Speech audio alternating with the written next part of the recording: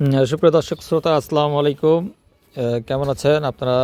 দেখতে পাচ্ছেন আমি একটি কম্বাইন্ড বেজের আট কাটিং বা মাটি কাটার পরিমাণ দেখাচ্ছি। এটি প্রায় 12 ফিট 11 ইঞ্চি বাই 17 ফিট 5 ইঞ্চি জায়গার উপর চারটি বেজ বা কলম নিয়েই সমন্বয়ে এটি মাটি কাটা হচ্ছে। আমি দিয়ে দেখাই, এই যে মাটি কাটি করা হচ্ছে। লম্বায় যে অংশটি রয়েছে এটা ক্লিয়ার কভার সব মিলেই করা হচ্ছে প্রায় 18 ফিট 5 ইঞ্চি এবং অপর পাশে প্রায় 14 ফিট সামথিং কিছু মাটি কাটা হচ্ছে। এটি আমাদের চারটি বেজের সমন্বয়ে এটি রয়েছে, চারটি কলম। এই কলম দুটা সিঁড়ি ঘর রয়েছে, এদিকে সামনে আমাদের সিঁড়ি ঘর রয়েছে। আমি ডিজাইনটা একটু দেখাচ্ছি। ডিজাইনটা এটি হচ্ছে ডিজাইন।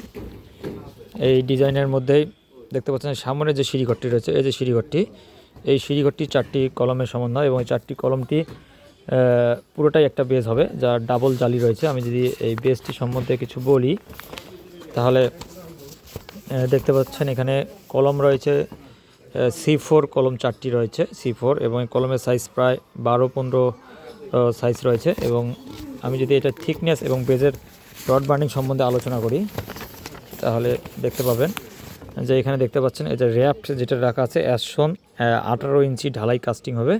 এবং আপনার দেখতে পাচ্ছেন টপ এবং বটমে লেখা রয়েছে 16 মিলি রড 5 ইঞ্চি সেন্টার টু সেন্টার এবং 12 মিলি রড 7 ইঞ্চি সেন্টার টু সেন্টার।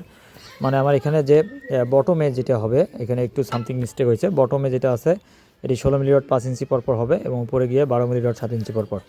ডাবল জালি এটা হবে। ডাবল জালি হওয়ার পর 18 ইঞ্চি স্ল্যাব থিকনেস বা স্ল্যাব ঢালাই হবে। এই হলো বিষয়টি। কাজ করার আগে অবশ্যই আট কাটিং মাটি কাটিয়ে পরিমাণ হওয়ার পর আমরা এটি ম্যাকাডাম বা খোয়া বালু মিক্স করে ভরাট করে নিব, তারপরে আমরা রডের কাজ করব। তা আশা করি বুঝতে পেরেছেন। আসসালামু আলাইকুম।